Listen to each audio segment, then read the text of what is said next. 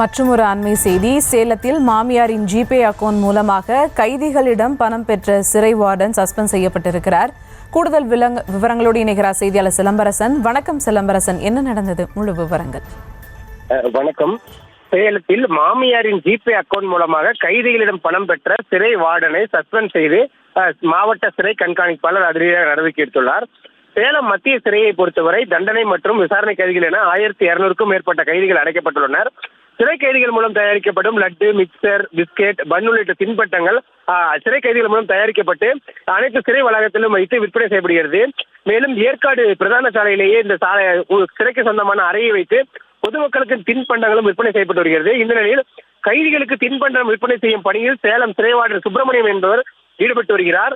இவ்வாறு விற்பனை செய்யப்படும் பொருட்களுடைய பணத்தை சிறை கணக்கில் உரிய முறையில் வரவு வைக்கப்படாமல் இருந்துள்ளது. இதனால் சிறை கணக்குக்கு சரியாக வராததால் சுப்பிரமணியன் மீது நிர்வாகத்திற்கு சந்தேகம் ஏற்பட்டு அந்த தின்பண்டம் அந்த சிறையில் அடைக்கப்பட்டுள்ள கைதிகள் வாங்கும் தின்பண்டம் வாங்கக்கூடிய கைதிகளின் விசாரணை மேற்கொண்டதில் அவர்கள் இந்த ஜிபே மூலம் பணம் பெற்று வருவதாக தெரிவிக்கப்பட்டது.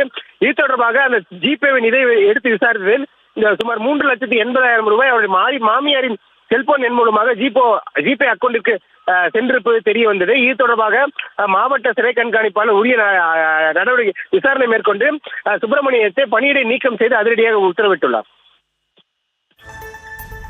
விவரங்களுக்கு நன்றி சிலம்பரசன்.